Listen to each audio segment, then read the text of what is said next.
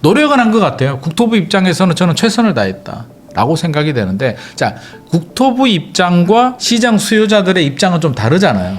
국토부 입장에서는 담당자들 진짜 밤을 엄청 샌 것 같아요. 뭐 할 수 있는 모든 카드를 총력 투쟁을 했다는 느낌은 받아요. 그럼에도 불구하고 국민들이 이거 진짜 되겠다라는 생각이 들어야 되는데, 좀 눈치가 빠르신 분들은 쉽지 않겠다.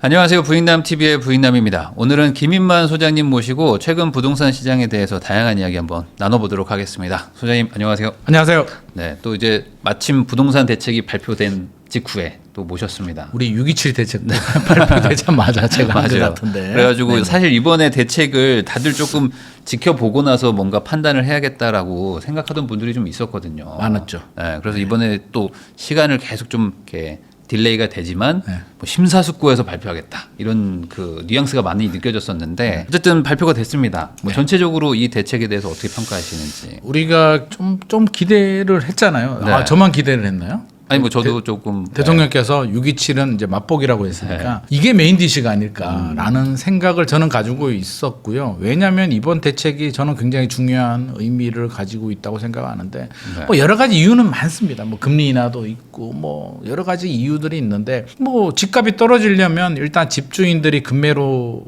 내놔야 되고요. 네. 집을 사려는 분들이 굳이 떨어지는 집을 내가 왜 사? 네. 라는 마음이 들어야 되는데 또 반대죠. 집값이 올라가는 경우는 지금 사야 될 것 같은데 올라갈 것 같은데 집주인은 굳이 내가 왜 팔아야 돼? 네. 라는 심리인데 사실 지금 시장을 지배하는 심리는 후자에 가깝잖아요. 6.27 대책이 나왔습니다만 대출 규제하니까 돈이 좀 모자라. 네. 잘 안 돼. 그러니까 10명 정도 6월에 사던 사람이 7월 돼서 뭐 7명은 네. 집에 가고 한 두세 3명 명 샀죠. 한 3명 정도가 삽니다. 사는데 또 신고가가 나오는 이유는 상승하는데 그래도 베팅이 되고 자금력이 되시는 분들은 네. 삽니다. 그 여러 가지 이유 중에 저는 제일 중요한 게 서울은 입주 물량이 부족하지 않나. 네.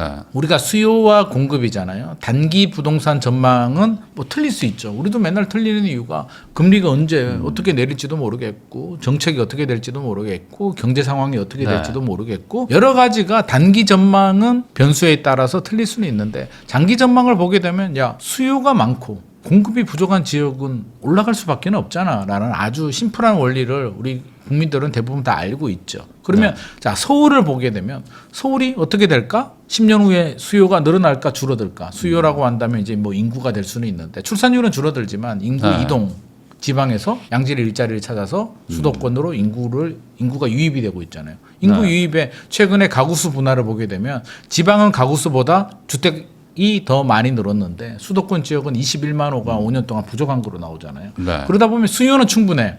앞으로 10년 후에도 서울 수요가 줄어들 것 같지는 않아. 근데 공급을 보면 지금까지도 부족한 것 같은데 내년부터 더 부족하대. 네. 그러면 결국에는 밸런스가 안 맞으면 집값이 올라갈 가능성이 높은데 정부가 수요 억제를 언제까지 막을 수 있을까? 우리 공급이 부족할 것 같아요. 거기에 대한 답을 좀 주세요라는 게 그랬죠. 시장의 요구사항이었고 그 답을 이제 정부가 줘야 될 부분이었고 대통령께서도 맛보기다. 많이 있다. 그러면 메인 디시가 이제 9.7 대책이라고 우리가 다 생각을 했는데 나름 기대는 했죠. 9월 초에 처음에는 뭐 8월에 발표한다고 하다가 이제 9월 초 하다가 뭐 9월 7일 또 9월 초 그렇죠. 뭐. 9월 1일에서 9월 10일까지가 초라고 하니까 또 일요일에 발표를 합니다. 네. 짜증이 났습니다. 일요일 날 하나님께서 쉬시라고 하는 날에 자꾸 대책 발표해서 기자들 전화하고 여러 가지 그러니까 여러 가지 효과를 노린 것 같습니다. 일요일에 발표하게 되면 월요일에 이제 헤드라인 장식도 되고 어떤 예를 들어서 뭐 목요일 발표하게 되면 목요일 오후가 또 굉장히 혼란스러워. 왜 그 다음 날 바로 시행이 되니까 네. 그런 일들이 생길 수 있는데 일단 일요일 발표했는데 뚜껑을 열어보니까 저 개인적인 생각은 이르려고 9월 7일까지 기다렸나 이 정도 내용이라면 8월에도 충분히 발표할 수 있었다라는 생각이 들고 노력은 한 것 같아요. 국토부 입장에서는 저는 최선을 다했다라고 생각이 되는데 자 국토부 입장과 시장 수요자들의 입장은 좀 다르잖아요. 네. 국토부 입장에서는 담당자들 진짜 밤을 엄청 샌 것 같아요. 뭐 할 수 있는 모든 카드를 총력 투쟁을 했다는 느낌은 받아요. 그런데 국민들은 굉장히 좀 직관적이고 사실 보도자료가 한 40페이지 정도 되잖아요. 네. 우리 국민들이 보도자료를 국토부에서 다운받아가지고 그 40페이지를 다 읽어보냐 그러면 우리야 직업이 네. 이러니까 읽어보는데 다수의 국민들은 그냥 직관적으로 뭐 부일남을 보든 뉴스를 보든 헤드라인 몇 줄 딱 보고 그 자리에서 판단을 하잖아요. 아 이거 될 것 같다. 네. 안 될 것 같다. 기다리면 내지만을 할 수 있다. 한마디로. 아 이거 좀 모호한데 안 될 것 같아 라고 답을 내리는데 그래서 저는 직관적으로 어떤 공감할 수 있는 부분이 필요했다고 생각하거든요. 이걸 잘한 분이 MB. 네. MB 때 야 세곡 네곡 강남에 반값 아파트 2만 세대 공급해 줄게. 다른 거 말이 필요 없잖아. 네. 반값? 우와 이거 뭐지? 기다려봐 라는 생각이 드는데 이번 대책은 수도권 135만 호 네. 연내 27만 호 LH 직접 시행 이게 헤드라인이거든요. 135만 호? 어디서 많이 들었는데 이게 그렇지만 사실 이게 3기 신도시가 한 30만 뭐 그 정도 되는 것 같더라고요. 그러니까 뭐그 다 해도. 네, 그거를 그냥 매년 찍어내겠다는데. 3기 신도시도 광명 시흥뿐만 아니라 다 포함해서 30만 호고요. 네. 우리가 지금 이제 올해 본청약하고 했던 곳들 하남 교산, 남양주 왕숙, 고양 창릉, 부천 대장, 인천 계양 이 5개 속도가 빠른 지역은 사실 20만 호 안 네. 됩니다. 17만 5천 호에서 뭐 용적률 올려도 20만 호 채 안 될 것 같은데 연내 27만 호 착공이라고 하니까 자 3기 신도시 언제 시작? 문재인 정부 때 2018년에 발표해가지고 2019년에 아마 구역 지정된 것 같은데 지구 지정이 된 것 같은데 그러면 한 7년 정도 지금 막 엄청 고생해가지고 이제 본청약하고 나머지 일정 좀 하려고 하는데 임기 5년 동안 2030년까지 135만 호를 착공하겠다? 인허가도 아니고 착공하겠다고 하니까 아 굉장히 공격적인 목표를 달성했구나. 네. 그럼에도 불구하고 국민들이 아 이거 진짜 되겠다라는 생각이 들어야 되는데 반응을 보니까 일단 뭐 135만 원이면 게임 끝난 거 아닌가? 이 정도면 집값 안정돼라고 생각하시는 분들이 있고 좀 눈치가 빠르신 분들은 쉽지 않겠다. 윤석열 정부 때 270만 호, 그건 전국이 270만 호고요. 네. 이번은 수도권 135만 호니까 사실 뭐 입지라든지 여러 가지 보게 되면 지방은 좀 쉽잖아요. 네. 수도권에 135만 호가 쉽지 않겠다라는 건 우리가 직관적으로 다 알 수 있으니 국민들이 문재인 정부 때도 윤석열 정부 때도 많이 보던 건데 발표만 되고 결국에는 구체적인 실행이 안 되지 않을까라는 불안한 마음을 이미 학습 효과로 네. 2번을 경험했는데 이번은 다르다고 하니까 이제 국민의 판단이 뭐기죠. 아 이번은 달라. 기다려 줄 거야라고 생각을 할지 똑같은 것 같은데 재탕인가? 라고 생각하시는 분들이라면 더 이상 기다려 줄 이유는 없다고 생각합니다. 네. 특히 이번에 이제 핵심 키워드로 볼 수 있는 게 말씀하신 것처럼 뭐 135만 호도 있지만 LH가 이제 공공 주도에 이제 시행을 하겠다. 이제 땅을 분양하지 않고 이제 LH가 직접 이제 시행사로 이제 진행을 하면서 건설사 해가지고 이제 끌고 가겠다는 건데 네. LH가 지금 부채가 160조고 지금 앞으로 4년 뒤에 220조가 넘어가는 부채가 예정돼 있는데 네. 이걸 어떻게 시행을 계속 끌고 갈 수 있을지 시행은 사실 다 돈인데 하라고 하니까 하라고는 하는데 할 수 있냐 이거죠. 할 수 있냐. 할 수는 있죠. 부채가 늘어나서 부채를 더 문제지. 늘려서 지금 부채가 이제 작년 말 기준으로 160조고요. 네. 최근에 나온 자료를 보니까 올해 170조 넘었더라고요. 네. 1년 만에 또 늘어났는데 2029년까지 뭐 이제 조사 기관에 따라 차이가 있는데 뭐 260조 뭐 얘기도 나오고 이렇게 나오는데 자 우리가 봐야 될 건 항상 정책은 동전의 양면성이잖아요. 긍정의 효과가 있습니다. LH가 시행하게 되면 일단 가격은 내려와요. 시행을 한다는 얘기는 시행 수익 이익을 LH가 좀 반납을 하겠다는 의미잖아요. 민간 네. 건설사들이 시행 이익을 먹어야 영업 이익이 많이 생기는데 LH는 적자를 보더라도 나 우리 이익 포기할게 라는 게 전략이잖아요. 그러니까 네. 분양가가 저렴하게는 나올 수는 있어요. 이거는 장점. 두 번째는 빨리 공급이 될 수도 있겠다. 이론적으로. 왜? 인허가 절차. LH가 정부가 하라고 해서 작정해서 하는데 네. 뭐 인허가 안 될 이유가 뭐가 있겠습니까? 일사천리로 진행이 될 수는 있는데 이론적으로는 그렇고요. 그러면 이제 반대로 동전의 양면이니까 또 단점도 좀 들여다보게 되면 이제 우리가 걱정하듯이 LH 빚이 많은데 과연 할 수 있을까? 뭐 그거는 정부 예산으로 쏟아부어서 하더라도 그럼 시행이익은 내릴 수 있는데 이제 시공이 남았잖아요. 네. 시장의 수요자들이 LH 옛날 주공 아파트 일단 떠오르잖아요. 네. 그거 우리가 원하는 집이 아닌데 우리는 레미안 자이 힐스테이트 푸르지오 아이파크 그런 아파트가 나는 원하고 있는데 라는 생각이 일단 듭니다. 국토부도 알고 있는 것 같아요. 그래서 보도자료 내용을 보면 민간 건설사들의 브랜드를 붙일 쓰겠다. 쓰게도 쓸 수 있게 해주겠다라는 건데 생각해 보게 되면 LH가 공사비를 얼마 인정해 줄까요? 그게 문제예요, 사실은. 근데 많이 인정해 줄 수는 없어요. 네. 왜? 우리 지하철 공사를 보듯이 광급 공사, 공공의 개발은 공사비를 높게 책정하게 되면 배임이에요. 왜? 국민의 세금으로 돈을 아껴야지 그 LH가 짓는 아파트가 고가로 레미안, 자이처럼 프레주어처럼 굉장히 고급으로 짓는다? 네. 그러면 LH의 역할이 없는 거죠. 그러니까 안 됩니다. 공사비를 굉장히 타이트하게 책정을 할 겁니다. 그건 어쩔 수가 없어요. 기준이 있어요. 그러면 대형 건설사들이 할까? 안 한답니다. 네. 지금 얘기 들어보면 고개를 절레절레 흔든답니다. 이거는 말도 안 된다. 우리는 안 할래. 그래서 시장은 먼저 반응을 해요.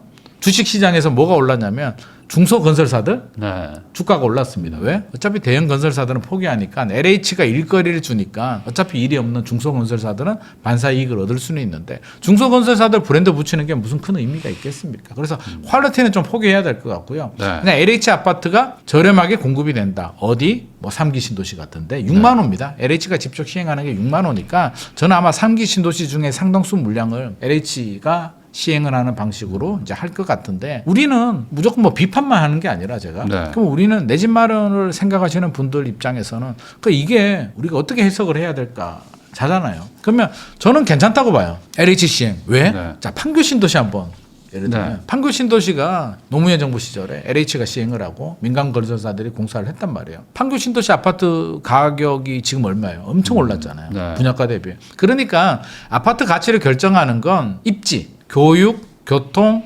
편의시설. 판교에 현대백화점도 있고 교육 환경 너무 좋고 신분당선 있고 네. 또 좀 더 가게 되면 GTX도 탈 수 있어요. 그러다 보니까 가치가 올라가요. 그러니까 가격이 저렴하다는 얘기는 퀄리티는 포기해야 된다. 그러니까 우리가 지금 LH가 공공 시행한다는데 레미안 수준으로의 퀄리티를 요구할 수는 없는 거고요. 대신 분양가가 저렴하게 나오니까 내 집 마련하는데 입지가 중요하잖아요. 저는 3기 신도시 같은데 LH가 저렴하게만 공급해 준다면 우리 자금이 부족한 실수요자들은 충분히 분양을 받아도 좋겠다. 우려되는 점은 우리 직장인들도 그렇고 공무원 조직은 조금 더 심한데 목표가 설정이 되면 네. 135만 원을 맞추기 위해서 이제 총력 투쟁을 해야 되잖아요. 네. 우리 직장인들은 이제 KPI라고 하는데 대표이사가 바뀌어서 어떤 목표가 설정이 되면 그걸 달성하는데 예를 들어 볼게요.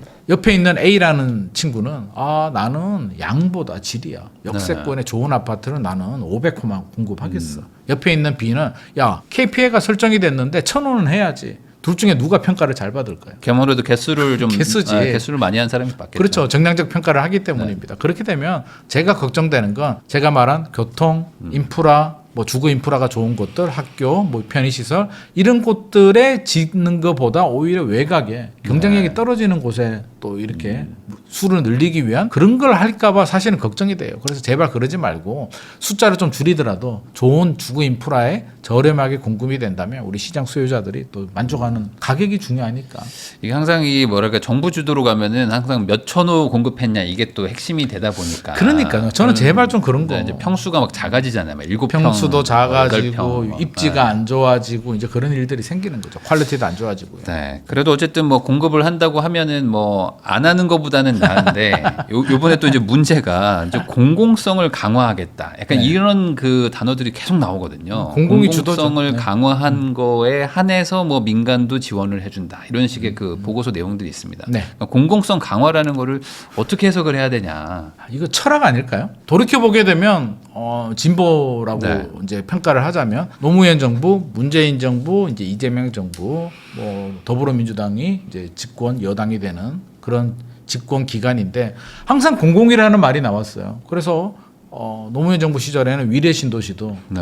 뭐 소셜 믹스, 판교 신도시도 뭐 이런 게 적용이 됐던 부분이고 문재인 정부 시절에는 뭐 공공 재개발, 네. 공공 주도 개발. 그러니까 재개발이란 건 민간 사업이잖아요. 민간 조합원들이 내가 가지고 있는 어떤 뭐 땅이나 네. 건물이 있다면 우리끼리 합쳐서 조합이라는 회사를 만들고 민간 사업을 하는데 공공이 지원해 주겠다라고 하면서 이름을 공공을 붙이고 조합이 하는 역할을 공공이 해 주겠다라고 했고 나중에는 더 나가서 공공 직접 시행 뭐 이런 것도 네. 나왔거든요. 조합원들 땅을 공공이 다 이제 공공이 이제 수용해서 우리가 지어서 나중에 줄게라고 했는데 실제로 공공 재개발에서 저는 입주한 아파트 아직 안 나온 것 같습니다. 네. 그러니까 지금 또 공공인데 이제 민간은 투기라고 생각하는 것 같아요. 민간은 자본 이득을 많이 네. 추구하는 욕망이 있는 기관이다 보니까 논리는 이런 논리입니다. 공공이 하게 되면 사익을 추구하지 않으니까 또 저렴하게 국민을 위한 주택을 많이 공급하지 않나라는 게 이제 취지인데 긍정의 효과는 그거 맞죠. 저렴하게 공급할 수 있는데 일을 잘하냐 그러면 그거는 또 다른 문제 같습니다. 그래서 빨리 하느냐 인허가는 빨리 할 수는 있는데 우리가 일반적으로 그렇잖아요.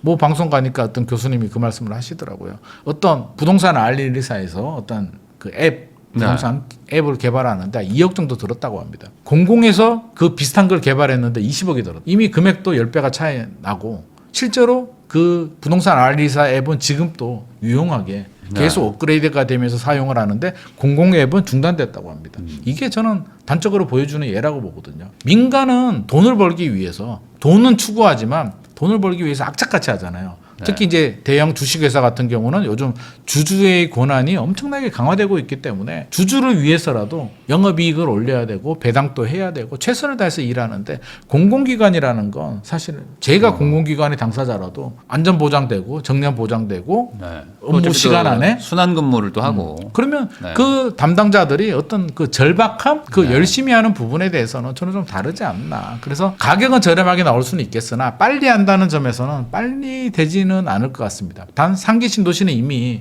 진행하고 있기 때문에 3기 신도시로 국한한다면 뭐 빨리 될 수는 한 1년 정도는 단축할 수도 있지 않을까 생각이 됩니다. 이번에 오히려 이 공급 대책이긴 한데 사람들이 주목하는 거는 그 규제책, 그러니까 뭐 대출 규제 조금 하는 거, 그리고 이제 뭐 그 LTV를 뭐 규제 지역에서 50%에서 40% 낮추고 뭐 1주택자는 전세 뭐 그것도 한 2억으로 이제 제한을 하는 이런 것들이 오히려 좀 더 부각을 받았거든요. 그리고 이제 가장 핵심은 토어제를 아무래도 국토부 장관이 하겠다. 그러니까 뭔가 규제를 앞으로 더 하려고 하는 좀 모양새가 보였단 말이죠. 이거 어떻게 해석하십니까? 이게 핵심 아닐까 싶습니다. 공급 계획은 이미 사실 공급으로 집값 잡는다, 안 잡는다, 뭐 이거 답이 안 나오는 거고 사실 우리가 정확히 좀 살펴보게 되면 공급 대책으로 집값 잡겠다라는 얘기는 안 하고 있어요. 지금 정부가. 그러니까 공급 대책은 어차피 해야 될 대책이니까 우리가 이렇게 하겠다는 거고 진짜 중요한 내용은 이제 보도자료 마지막에 좀 나와 있는 우리 부일남이 얘기했던 그런 부분입니다. 자, 우리 하나씩 살펴보죠. 토지거래 허가구역 지정을 서울시장이 또 하지만 국토부도 하겠다라는 내용.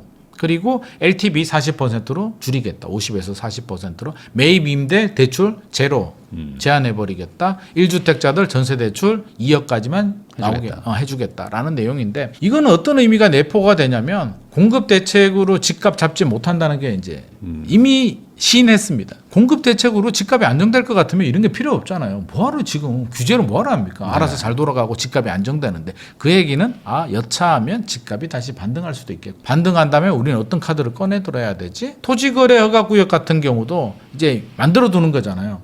경고잖아요. 여차하면 너 마포, 성동, 강동 동작 니들 요즘 수상해. 6월에도 너희들 때문에 지금 너무 많이 올랐는데 우리 지켜보고 있다. 지금은 강남 3구 용산구지만 다음은 니들이야 라고 하는데 그게 서울시하고 다르잖아요. 서울시는 야당이고 그러다 보니까 서로 협의 과정에서 또 손발이 안 맞을 수도 있으니까 국토부 장관이 지정을 하겠다라는 다음 상승에 대한 다음 카드에 대한 저는 준비다.